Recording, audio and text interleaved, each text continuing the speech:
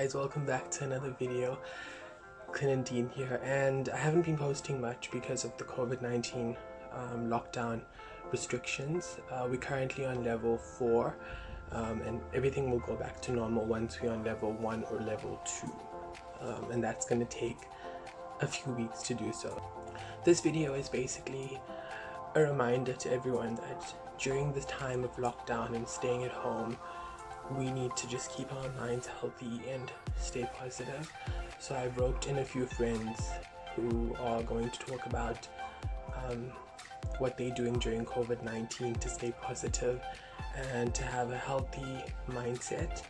So I published a blog last week about how one can protect their mental health during COVID-19 and how it, has caused a lot of stress and anxiety for a lot of people. People have lost their jobs, people have lost some money in their salary, there's been salary reductions and cuts, people have been anxious about their health, there's paranoia and fear about what's going to happen in the next few months, and that can cause people to become anxious, depressed, lonely, and all other types of negative feelings that is associated with negative mental health.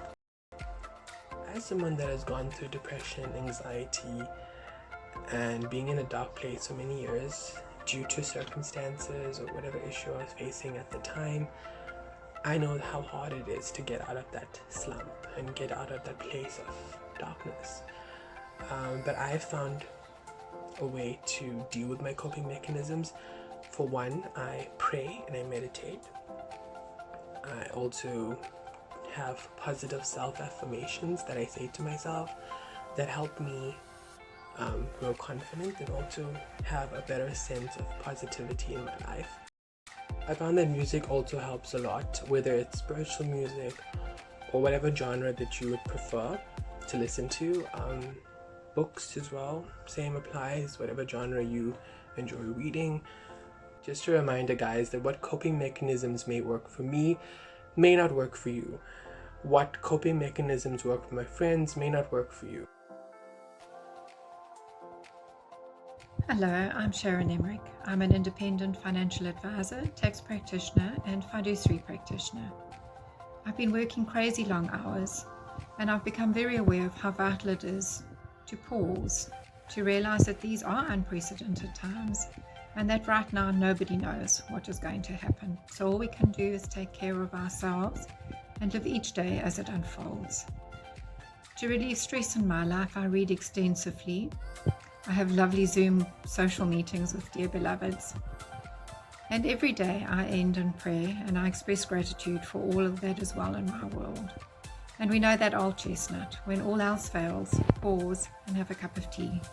It gives you a chance just to breathe while the kettle is boiling. While you're pouring that water into the mug, just breathe. Somehow you will find the answer to what's troubling you.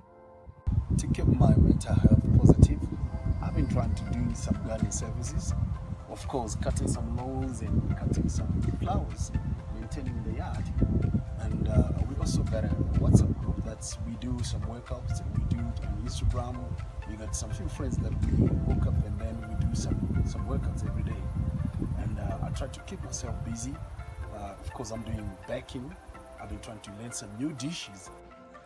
To keep your mind at ease at this point in time, one needs to engage themselves in some form of exercises.